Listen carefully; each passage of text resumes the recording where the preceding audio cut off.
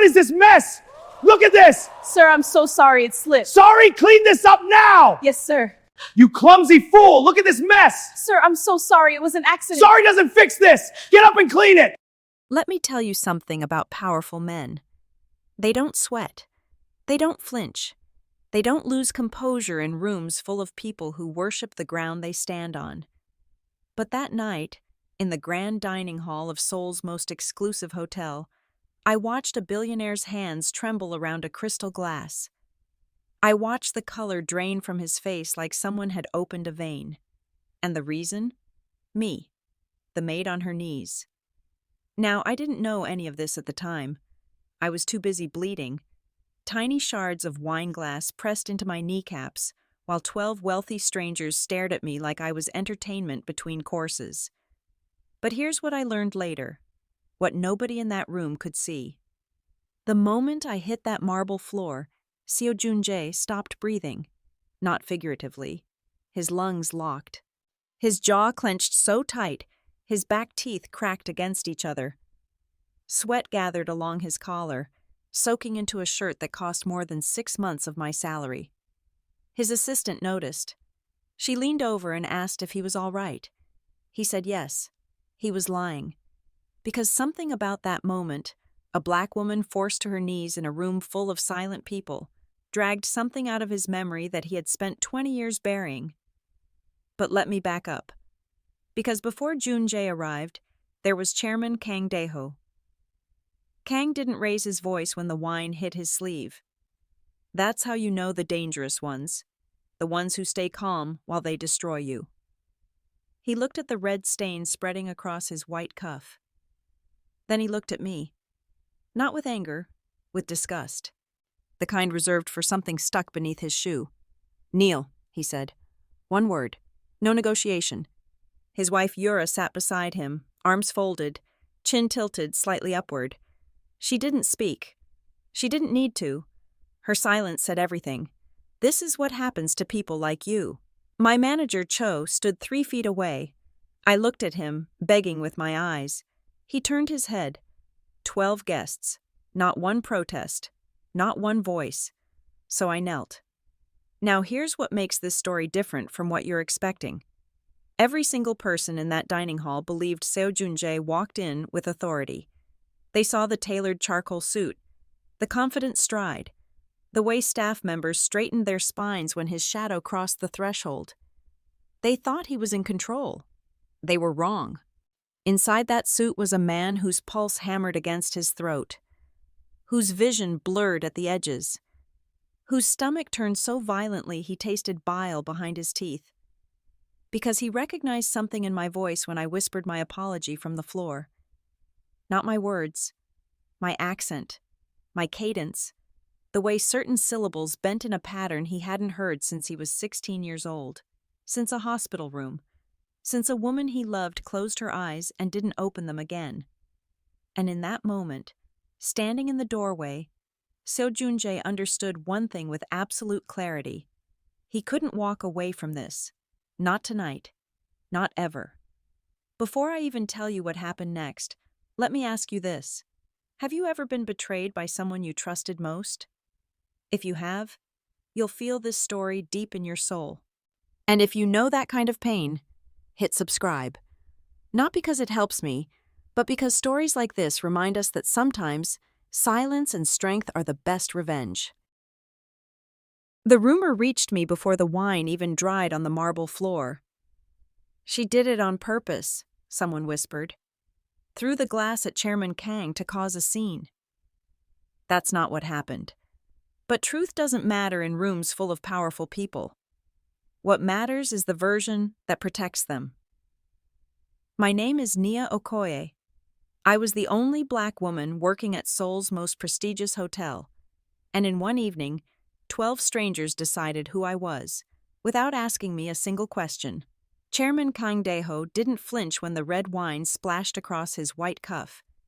He set down his fork, dabbed his mouth with a cloth napkin, then turned his head toward me with the patience of a man who has crushed people smaller than me before breakfast. "Kneel," he said, not loud, not angry, worse, calm.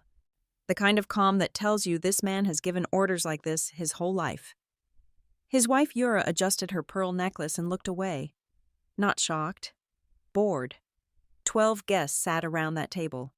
CEOs, politicians, old money dressed in new suits.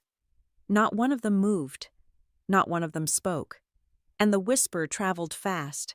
She did it on purpose. My manager Cho stood 3 feet from me. I looked at him, begged him with my eyes. He knew the truth. My heel caught the edge of the carpet. The tray slipped. It was an accident any server could have had. But Cho turned his body away from me like I was contagious. And that's when I understood something that changed me forever. The accusation wasn't about the wine. It was about reminding everyone in that room where I belonged. At the bottom. On my knees. Silent. Kang leaned forward. "You people never learn," he said. Quiet enough for the table. Loud enough for my bones. Glass pressed into my kneecaps. I felt warmth. Blood. Slow and steady. Pooling beneath my skin. But I didn't cry. I refused to give them that satisfaction. Nobody noticed the man in the doorway. Seo Joonjae arrived late and unannounced. Charcoal suit. No entourage. The kind of presence that shifts the air pressure in a room before anyone sees his face. But I saw him. From the floor, looking up through blurred vision, I saw a man standing perfectly still, watching me bleed on marble while rich people sipped their soup. And here's the part that haunts me. His face went pale. Not embarrassed pale. Not uncomfortable pale. The color drained from his skin like someone had reached inside his chest and squeezed. His jaw locked. His fingers curled at his sides until his knuckles turned white. Everyone else thought he was scanning the room, assessing, calculating. They were wrong. He was remembering something. Something buried so deep it took the sight of a black woman on her knees to drag it back to the surface. I didn't know his name yet. Didn't know his money. Didn't know his pain. All I knew was that every person in that room had already decided I was guilty. Except him. He stared at me like I was a ghost wearing someone else's face. And the question forming behind his eyes wasn't what happened. It was, how is this happening again? Let me ask you something, and be honest. Have you ever watched someone get torn apart by a lie and said nothing? Most people have. If that truth stings, you belong here. Subscribe right now. Not for me, for every person who knelt in silence while the world looked away. Joonjae moved before anyone could stop him. He crossed that dining hall in 6 strides. Didn't rush, didn't raise his voice. But when he spoke, every conversation at that table died like a candle pinched between 2 fingers. "Stand up," he said. To me, not to Kang, to me. Kang's smile tightened. "This is a private disciplinary matter, Mr. Seo. The girl damaged property and—" I said stand up. He wasn't looking at Kang. He was looking at me. And something in his voice, something raw and fractured beneath all that control, made my legs move before my brain caught up. I stood.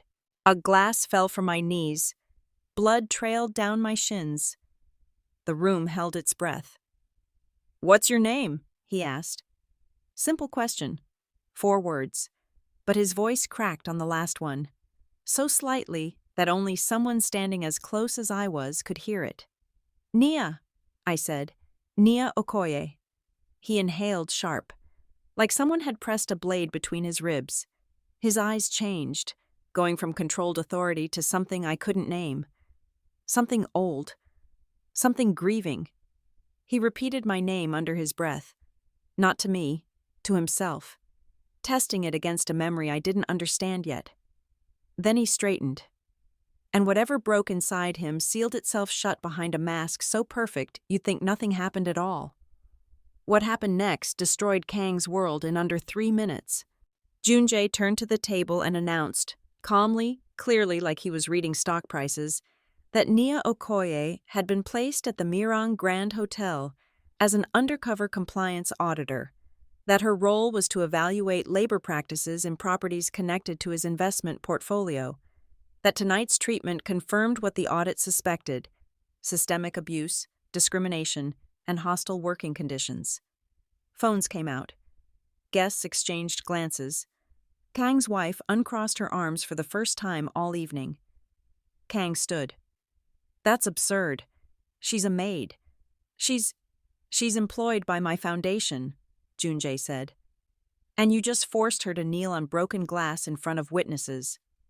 Silence, the kind that suffocates. Joonjae announced he was terminating his investment in Meringue Holdings, effective immediately. Press release at midnight. Full audit findings included. Kang's face collapsed, not with anger, but with the realization that his empire had just cracked open in front of everyone who mattered.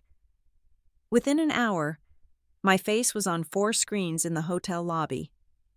Staff members who ignored me for months suddenly wanted to talk. Guests who watched me kneel now pretended they'd been outraged all along. Manager Cho disappeared into his office and locked the door. But the whisper changed shape. It wasn't she did it on purpose anymore. Now it was, who is she really? And that question, the one buzzing through that hotel like electricity through a wet wire, was even more dangerous than the first lie. Because I didn't know the answer either. Joonjae told the room I was an auditor. But I wasn't. I was a hotel maid who got a scholarship, moved to Seoul, and took the only job available. Nobody recruited me. Nobody briefed me. Nobody gave me a secret mission. So why did a billionaire lie to save me? And why did my name make him flinch? His office sat on the 62nd floor. Floor-to-ceiling glass. Seoul spread out below like a circuit board, blinking, humming, alive.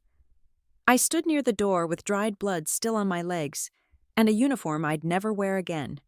He sat behind a desk wide enough to land a small plane on. Between us, silence thick enough to chew. He offered me water. I declined. He offered me a seat. I stayed standing. Something about sitting in a powerful man's office at midnight felt like signing a contract I hadn't read. And I've learned, you always read the contract. "I owe you an explanation," he said. "You owe me several." He almost smiled. Almost. Then the mask returned. "You're not an auditor. I fabricated that on the spot. Your scholarship, the program that brought you to Seoul, it's real. It's funded through my foundation. But tonight was the first time I'd seen your file. The first time I'd heard your voice.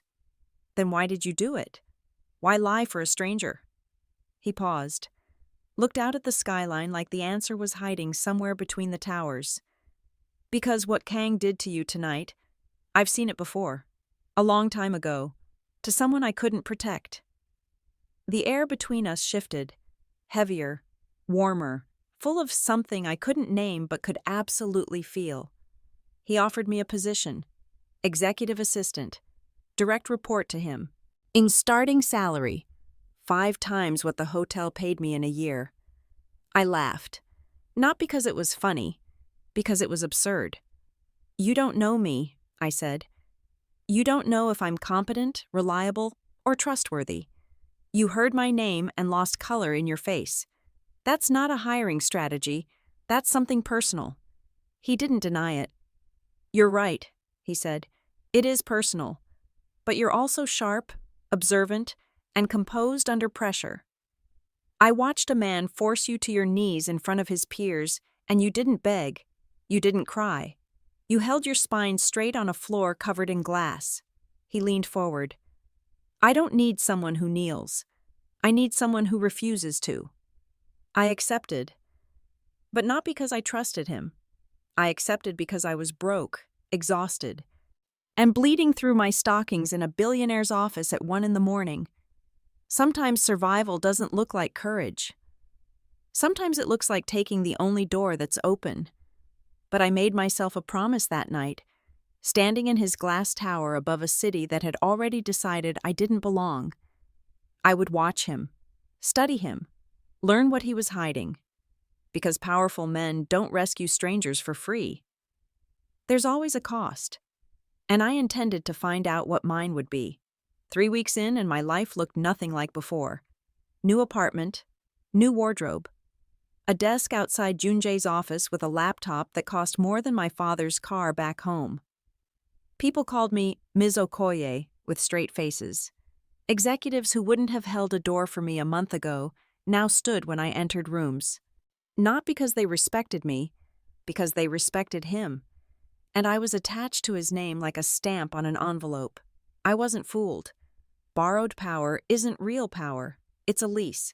And leases expire the moment the landlord decides you're done. His private study sat behind a mahogany door he kept locked. But one Thursday morning, the cleaning crew left it open. I only meant to close it. That's what I told myself. But my eyes found it before my hand found the doorknob.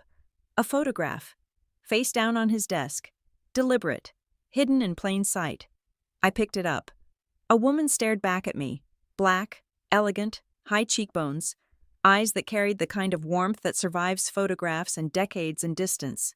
She stood beside a young boy, Korean, maybe 8 or 9, holding his hand with the easy grip of someone who'd held it 1,000 times. The boy looked like Joonjae.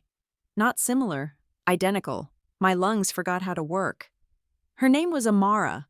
I spun around. He stood in the doorway, no anger on his face, no surprise, like he'd been waiting for this moment since the night he hired me. He crossed the room, took the photograph from my hands, held it the way you hold something that could crumble if you squeeze too hard. I repeated. He nodded. She died when I was 16. The room contracted. The skyline outside shrank to nothing. In that moment, the 62nd floor felt smaller than my old hotel closet. I understood then. This job, the rescue, my name making him flinch. None of it was about me. And it was about her. Amara, the woman in the photograph with hands gentle enough to hold a boy steady through whatever storm they'd survived together. I reminded him of someone he lost. My voice, my face, my skin. I wasn't Nia Okoye to him. I was a second chance at something that ended too soon. And the question I couldn't shake, the one that followed me home that night and sat at the edge of my bed, was simple. Could I live with that? The invitation arrived on cream-colored paper with gold edges. Handwritten. Formal. The kind of stationery that whispers old money and screams obligation. Family dinner. Saturday, 8 o'clock. Your presence is expected. Not requested. Expected. Joonjae read it at his desk, face blank. But his thumb pressed hard against the paper's edge, hard enough to leave a crease. You don't have to go, I said. Yes, I do. He set the card down. And you should know, after tonight, things are going to get harder. He said it like a weather report. Like storms were just something you dressed for and walked through. Seo Taemin sat at the head of a table long enough to seat 20 but set for 5. Former CEO. Current board chairman. A man who built his fortune on silence, strategy, and the careful burial of anyone who inconvenienced him. He didn't greet his son. He assessed him. The way a jeweler examines a stone, looking for cracks, not beauty. The Mirang situation, Taemin said. No small talk. No warmth. You've created exposure. I removed a liability, Joonjae replied. You removed a business partner. And replaced him with a scandal. Taemin's eyes were steady, patient. The eyes of a man who had outlasted every opponent not by fighting them, but by waiting until they destroyed themselves. Then came Hana. Joonjae's stepmother moved through rooms the way smoke moves through curtains, slow, quiet, impossible to grab. She wore a silk dress the color of winter fog and a smile that never reached past her cheekbones. She waited until the main course to strike. Darling, she said, refilling Taemin's glass without looking at it, we should discuss the girl, not Nia, not Ms. Okoye, the girl. She's become quite the talking point among our circles. People are curious. A Black American woman as your personal assistant? In Seoul? She tilted her head. Bold, bold. The word landed on the table like a knife disguised as a compliment. She stays, Joonjae said. Alhana's smile tightened. Of course. But bold choices have bold consequences. And you've always been so careful, Joonjae. Until now. Joonjae left the estate at 10:15. I know because he called me from the car, voice stripped of everything but exhaustion. "They want you gone," he said. I told them no. And? And my stepmother smiled. That's when I knew she'd already started planning. He was right. Because at 10:30, 15 minutes after Joonjae's car pulled through the estate gates, Hana picked up her phone, scrolled to a contact saved under a name I'd never recognize, and typed 4 words. "Begin with the press." She set the phone down, picked up her wine, and didn't blink. You know what hurts most?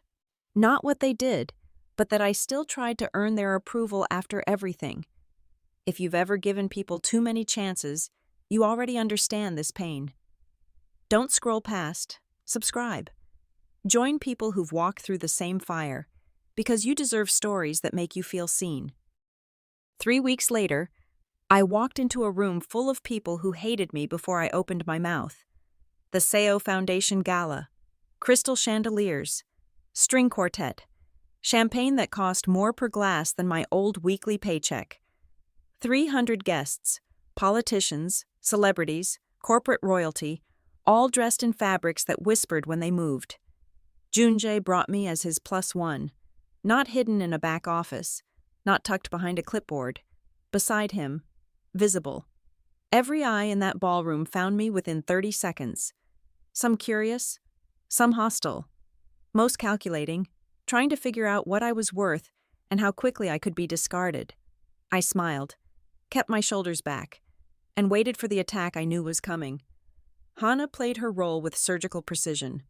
She greeted me at the entrance like we were old friends, took my arm, walked me through clusters of Seoul's elite with a warmth so convincing I almost believed it myself. But every introduction carried a splinter. "This is Nia, Joonjae's latest project. Have you met Joonjae's new hire? Such a bold move for the company. Diversity is so important these days, don't you think?" Each word landed soft. Each word drew blood. The guest smiled politely, nodded, filed me under a category I could feel forming in real time. Charity case, curiosity, temporary amusement. Hana never raised her voice, never frowned. She didn't need weapons when she had vocabulary. It happened near the terrace. A board member's wife, tall, thin, pearls stacked 3 rows deep, bumped into me. Her champagne hit my dress like a cold slap across the chest. Golden liquid soaked through white fabric, turning it translucent against my skin. "Oh no," she gasped, hand over mouth, eyes wide, performance flawless. Hana appeared within seconds, arm around my shoulder, leading me away from the crowd toward a private lounge like a mother comforting a wounded child. The door closed behind us, and the mask came off. "Sit down," she said, voice flat, eyes empty of everything warm she'd been performing all night. I sat, not because she told me, because I wanted to hear what she'd been rehearsing, because women like Hana don't corner you unless they've already decided on the kill. "I know your type," she said, pouring herself a drink from a crystal decanter like we were having brunch. "You find powerful men. You attach yourself. You climb. You don't know anything about me. I know enough. I know you came from nothing. I know you're sleeping under a roof he pays for, wearing clothes he bought, eating meals his money provides." She sipped. "That's not independence, Nia. That's a leash with a longer chain."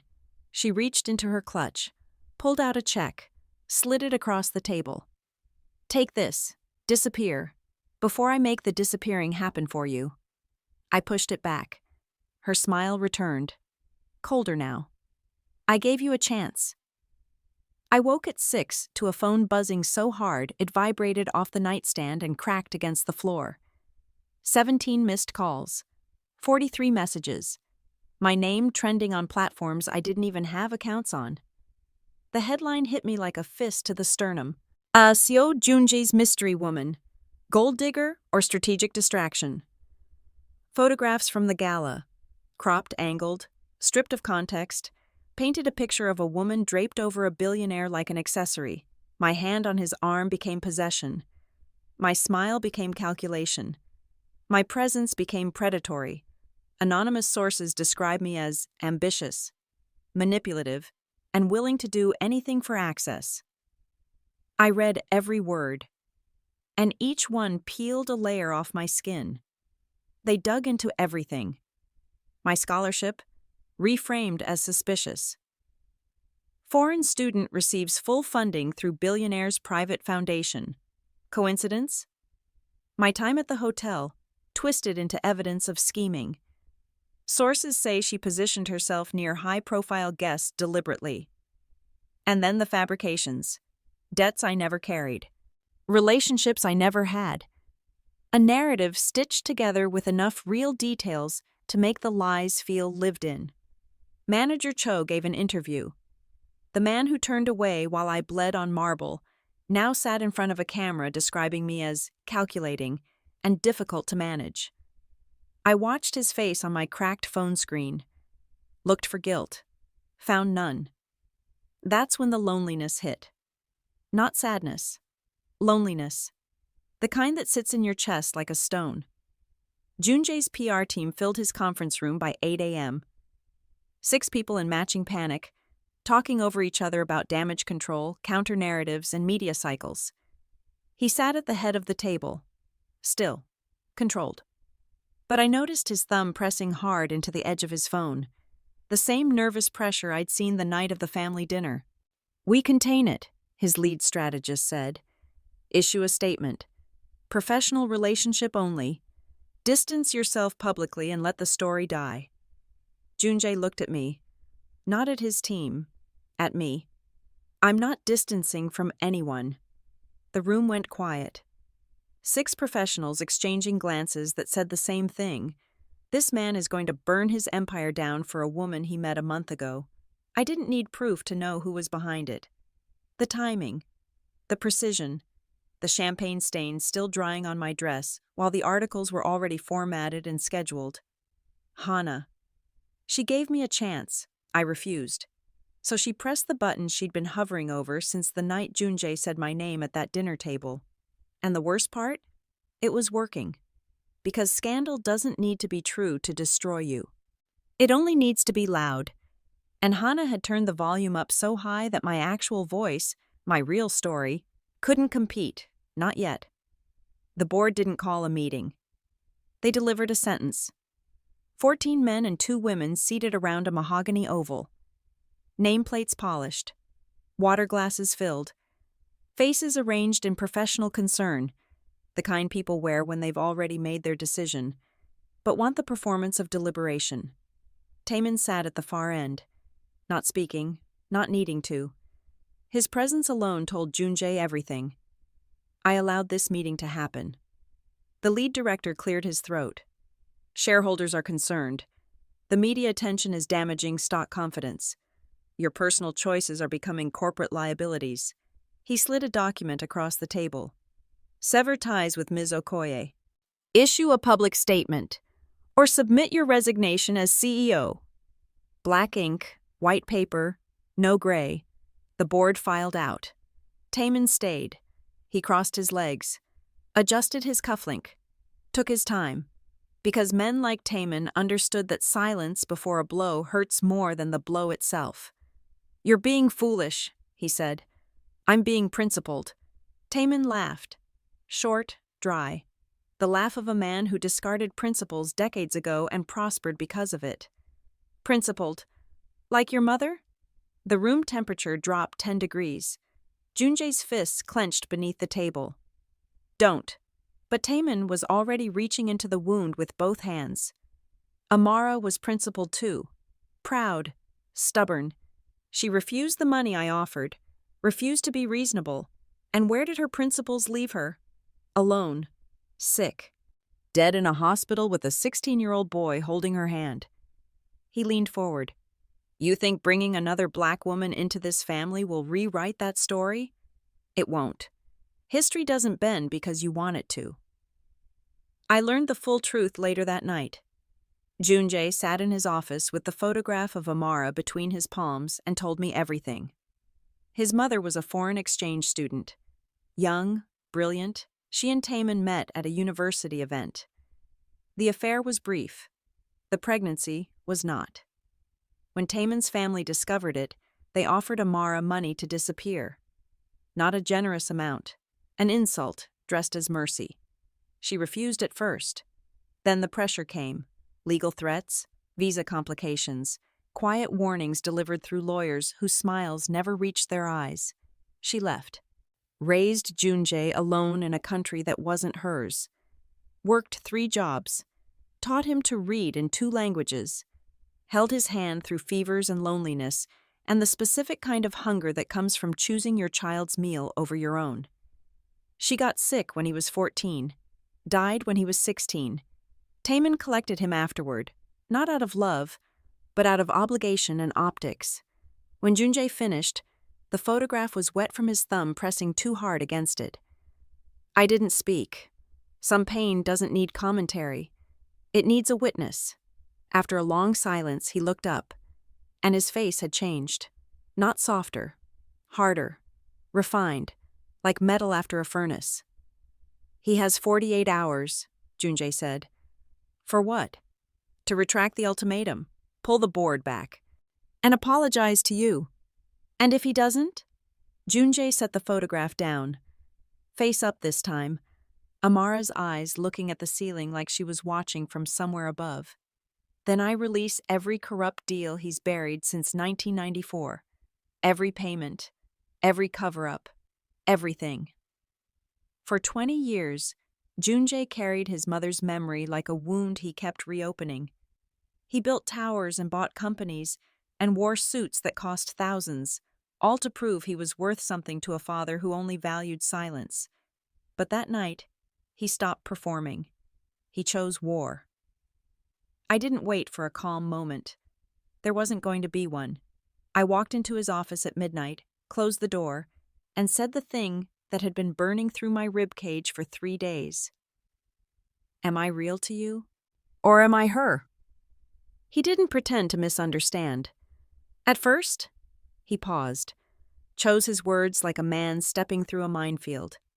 At first, you were a sound, an accent, a rhythm in your voice that I hadn't heard since I was 16. And now?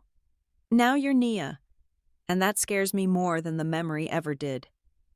I wanted to believe him, the way you want to believe someone standing at the edge of a cliff when they say they won't let go. But trust built on grief is a house built on sand. You used me, I said. Not with venom, with exhaustion. You walked into that hotel, heard something familiar, and turned me into a second chance for a story that ended before I was born. He didn't argue. That was the part that hurt most. You're right, he said. That night, when I heard you, I wasn't saving you. And I was saving her, rewriting the moment I couldn't change. And now? Now I've spent enough time beside you to know you're nothing like her. He swallowed hard. Amara was gentle, patient. You're neither of those things. You're sharp and suspicious, and you question everything I say before I finish saying it. He looked at me, and I've fallen for that. Not the memory. You.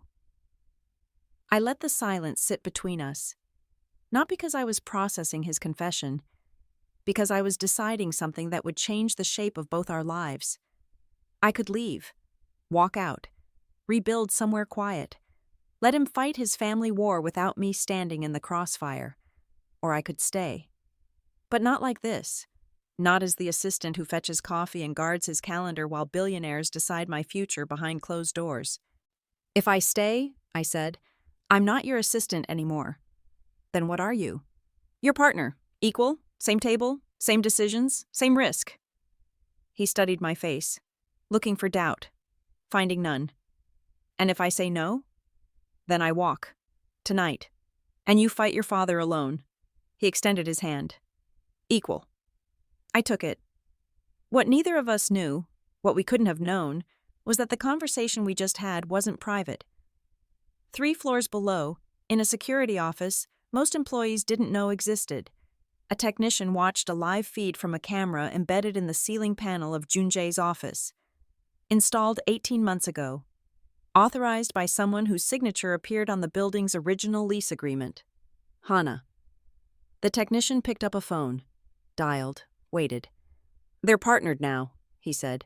"Oh, she's not leaving." A pause on the other end. Then Hannah's voice, measured, colorless. "Good. Activate the proxy votes. We move Thursday." Thursday came like a guillotine. The emergency board session was called at 9 a.m. By 9:15, every seat was filled. By 9:20, I understood. This wasn't a meeting. This was an execution. Hana sat 3 chairs from the head of the table. Composed. Manicured. Wearing authority like perfume. Subtle. Impossible to ignore. She presented her case with the precision of a woman who had been assembling ammunition for months. Proxy votes gathered quietly from minority shareholders. Pension fund managers she'd cultivated over private dinners. Board members whose loyalty she'd purchased with favors too valuable to refuse. CEO Seo Joonjae has demonstrated a pattern of instability, she said. Calm. Clinical. The Mirang incident. The media scandal. Personal entanglements compromising corporate judgment. She called for a vote of no confidence. The board split down the middle. Joonjae fought. He challenged the proxy authorizations, questioned the legality of the emergency session, cited bylaws, precedent, shareholder agreements. But Hana had prepared for every objection the way a surgeon prepares for complications, anticipating each one, neutralizing it before it could breathe. "The vote is valid," the corporate secretary confirmed. "Proxies are authenticated." Joonjae looked around the table, counted allies, found fewer than expected. 3 directors who owed their positions to him sat with folded hands and downcast eyes. The same posture I'd seen from Manager Cho the night I bled on marble. Power doesn't protect you when the people holding it decide you're inconvenient. Joonjae knew. I could see it in his jaw. The doors opened. I walked in carrying a leather folder thick enough to stop a bullet. 14 heads turned. Hana's composure cracked. Just a fraction. Just for a moment. Before resetting itself behind porcelain calm. "Ms. Okoye, this is a closed session," the corporate secretary began. "Then close it after I'm done." I set the folder on the table, opened it, and began distributing documents to every board member with the steady hands of someone who had spent 3 weeks preparing for exactly this moment. Because here's what Hana didn't know. While she was collecting proxy votes, I was reviewing contracts. Hundreds of them, buried in digital archives she thought nobody accessed. Filed under subsidiary names designed to confuse. Routed through shell companies in 4 countries. Hana had been stealing. Not small amounts. Millions. Redirected through entities she controlled into accounts her husband's name never touched. I laid it all out. Line by line. Account by account. Year by year. The room went cold. The vote died on the table. Directors who had been nodding along with Hana 5 minutes ago now studied the documents with the focused terror of people realizing they'd been standing next to a bomb without knowing it. But Hana didn't crumble. Women like her don't. She straightened her spine, adjusted her bracelet, and launched her final weapon. "This evidence is fabricated," she said, voice steady, eyes locked on the board. "Planted by a foreign woman with no credentials, no history in this company, and an obvious personal agenda." She pointed at me. "She seduced your CEO, infiltrated your boardroom, and now she's presenting manufactured documents to complete a takeover disguised as justice." The room erupted, voices overlapping, chairs scraping, accusations flying in 3 directions. I stood at the center of that chaos. Folder still open, hands still steady. Hana stared at me from across the table. Her eyes carried a message as clear as glass. "This isn't over." I stared back. Mine carried one too. "You're right, it isn't.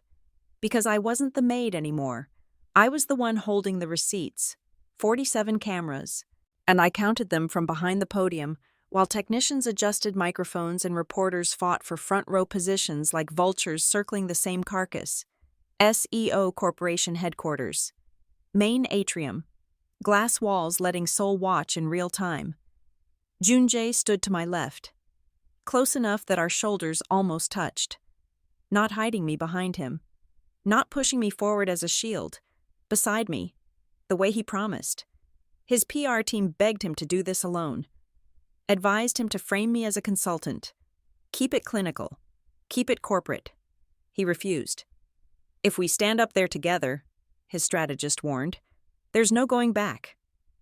Joonjae buttoned his jacket. That's the point. He spoke first.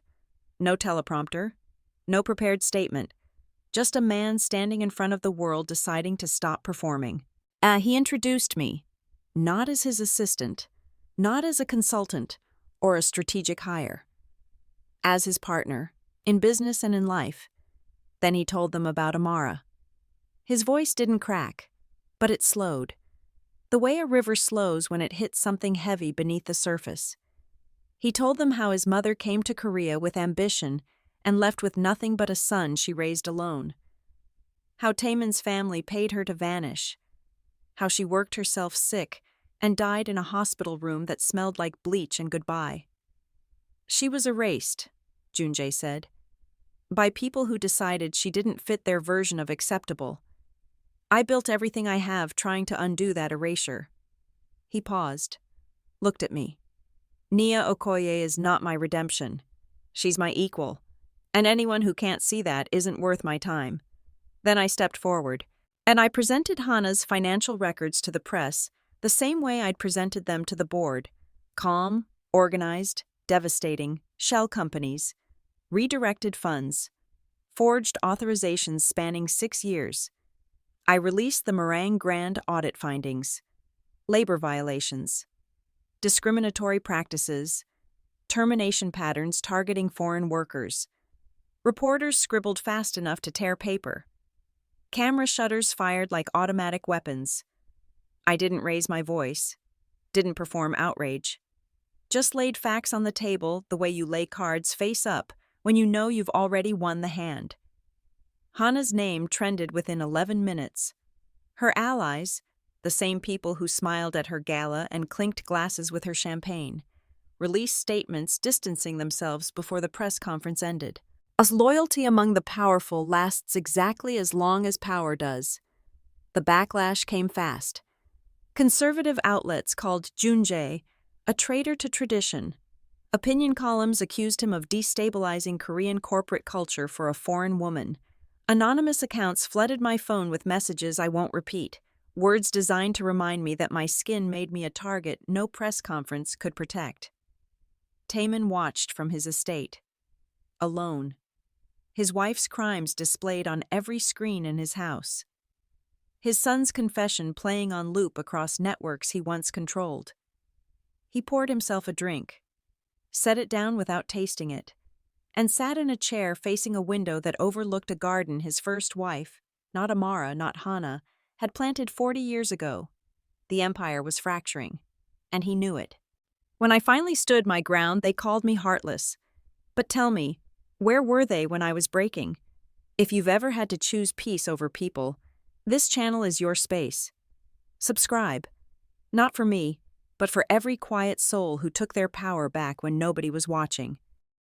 Someone spray-painted a word across my apartment door.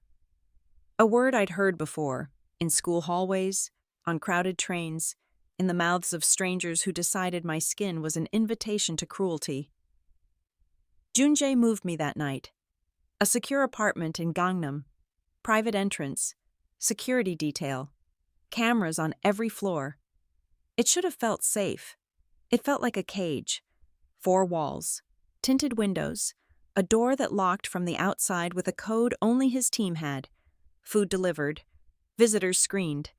My phone monitored for threats by people whose names I didn't know. Protected, controlled.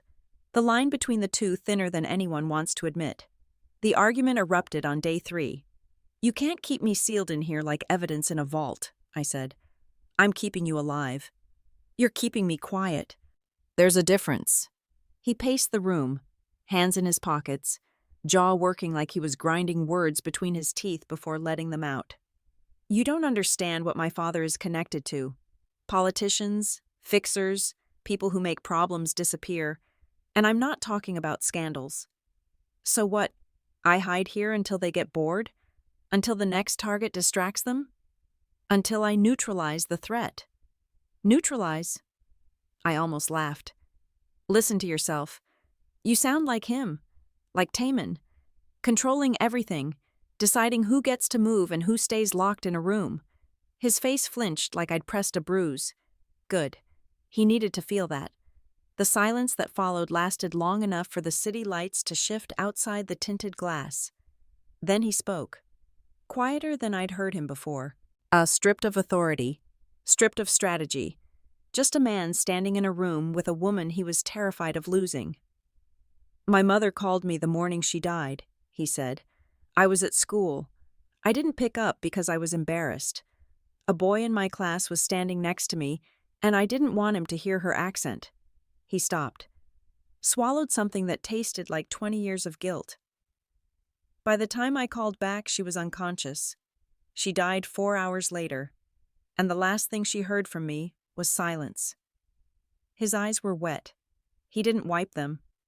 I can't lose you the way I lost her. I crossed the room, stood close enough to feel the heat coming off his skin.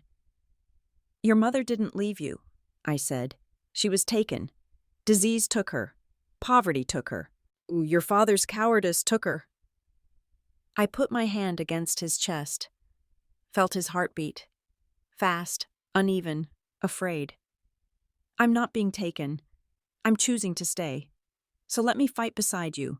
Not behind you. Not beneath you. Beside you. He pressed his forehead against mine. Beside, he whispered. Going after Taman directly was suicide. Everyone said so.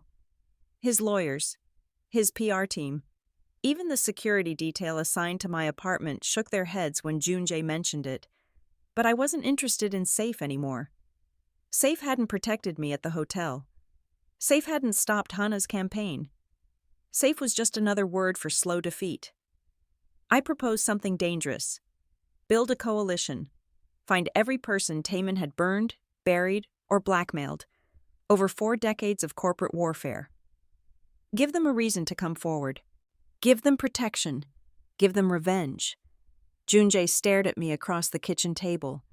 The same table where 24 hours earlier we'd fought loud enough to shake the windows. You're serious, he said. I'm tired. There's a difference. The calls went out over 72 hours. Executives Taman had forced into early retirement. Investors whose portfolios he'd gutted during hostile acquisitions. Suppliers squeezed until their margins bled dry. And one name nobody expected, Kang Dae-ho, the same chairman who told me to kneel on broken glass. The man whose empire collapsed the night Joonjae pulled the trigger at the Mirang Grand. Kang had lost everything.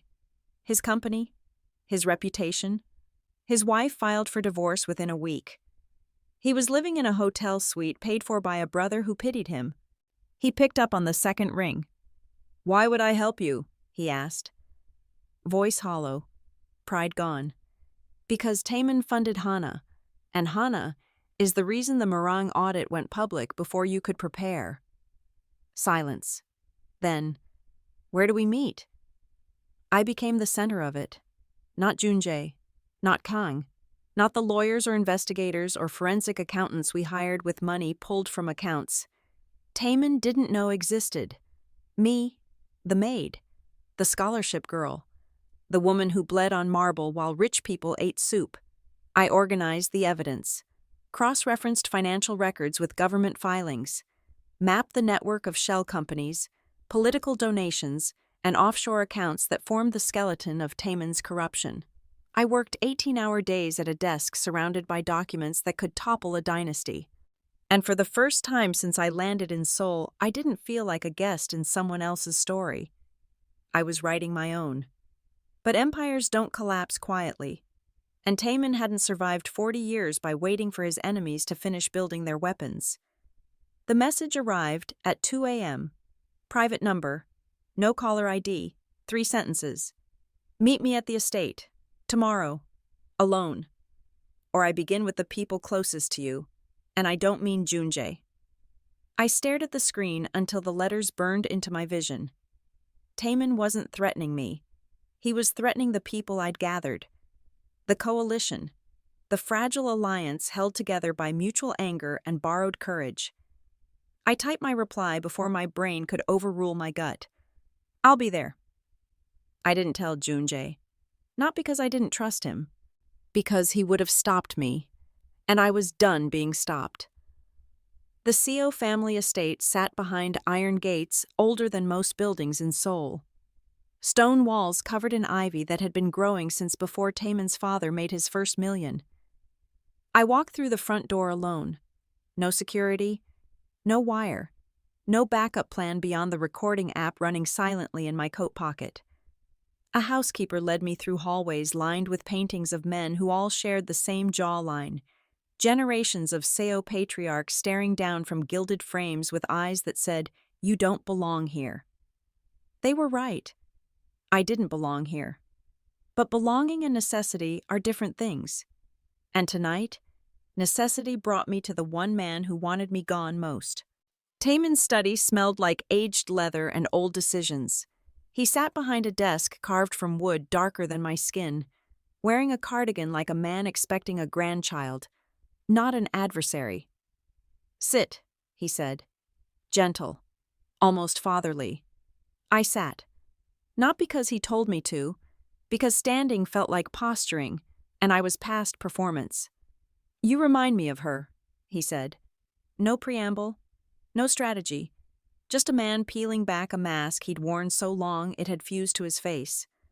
Amara, stubborn, proud, convinced that dignity was worth more than comfort.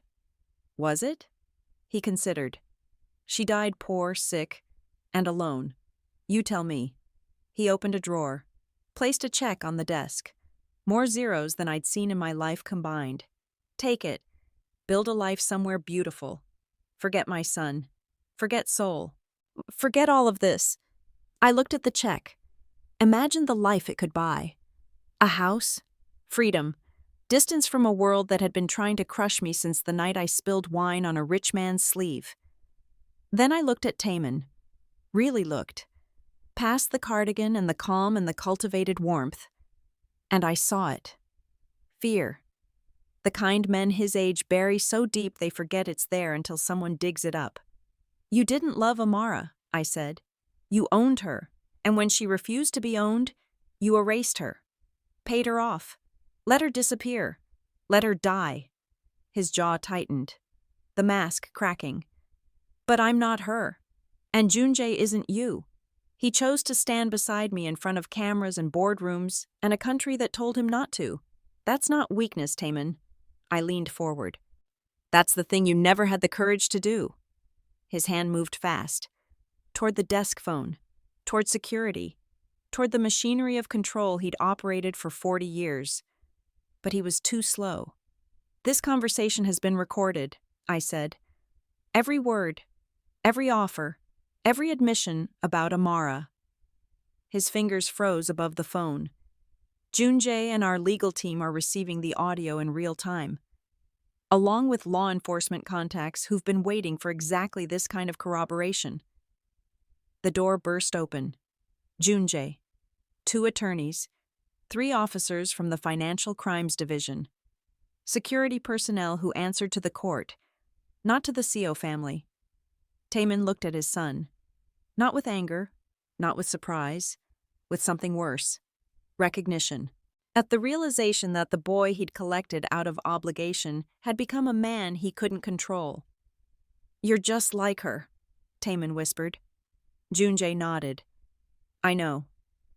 They handcuffed him in his own study, beneath the portraits of his ancestors, on carpet his family had imported from Persia 3 generations ago.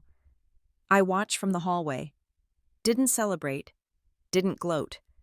Because victory that grows from someone else's destruction doesn't taste like freedom. It tastes like necessity. 12 months change everything and nothing. Taemin sits in a minimum security facility outside Busan. White walls, regulated meals, a window that faces a parking lot instead of a garden. His lawyers filed 3 appeals. All denied. Hana fled to Singapore before the indictment landed. Last anyone heard, and she was living under a different name in a rented apartment, a long fall from silk dresses and crystal decanters. Seo Corporation survived. Restructured. Leaner, cleaner. The board was rebuilt with directors who earned their seats through competence, not favors. And me? I sit in a corner office on the 62nd floor. Chief Operations Officer. My name on the door in gold lettering. Not because of him, because I earned it. On a Tuesday in October, Joonjae asked me to go somewhere with him. No meetings, no agendas, just a drive. We ended up at a small cemetery outside the city. Green hills, quiet air, the kind of place where noise goes to rest. Amara's grave was simple. A stone marker, her name, 2 dates, no title, no biography, just the bare facts of a woman the world forgot on purpose. Joonjae knelt beside it, pressed his palm flat against the cold stone, and cried. Not the controlled, dignified grief of a man protecting his image. The ugly, gasping, shoulder-shaking grief of a boy who never got to say goodbye properly. I stood behind him, hand on his back, letting him break without trying to fix it. Some fractures need air before they heal. When the tears slowed, I knelt beside him, grass staining my coat, wind pulling at my braids. You don't have to carry her anymore, I said. She's at peace. He shook his head. I spent 20 years building things in her name. Towers, companies, strategies, all to prove she mattered. She mattered because she raised you, not because of what you built after. He looked at Amara's name on the stone, traced each letter with his fingertip. She would have liked you, he said. She would have told you to stop being dramatic. He laughed, wet and broken and real. The first honest laugh I'd heard from him. He proposed on a Wednesday. No gala, no cameras, no audience, just the 2 of us on the balcony of my apartment, the one I chose myself, paid for with my own salary, decorated with things that meant something to me and nobody else. He didn't kneel. I wouldn't have let him. We'd both done enough kneeling for one lifetime. He held my hands and asked a simple question. Will you build something new with me? I said yes. Not because he saved me, but because we saved each other. Power isn't about who controls the room. It's about who refuses to be controlled. Redemption doesn't come from revenge. It comes from choosing yourself, even when the world demands you stay small. And love? Real love? It's when someone sees you kneeling and doesn't pull you up. They kneel beside you and wait until you're ready to rise together. Sometimes revenge isn't about payback. It's about peace. And if this story reached inside your chest and squeezed, subscribe right now. Not because I'm asking, because somewhere out there, someone is watching this alone, in silence, carrying a weight they've never spoken about. And your one click, that tiny act, might help them find this story and realize they're not as alone as they feel tonight.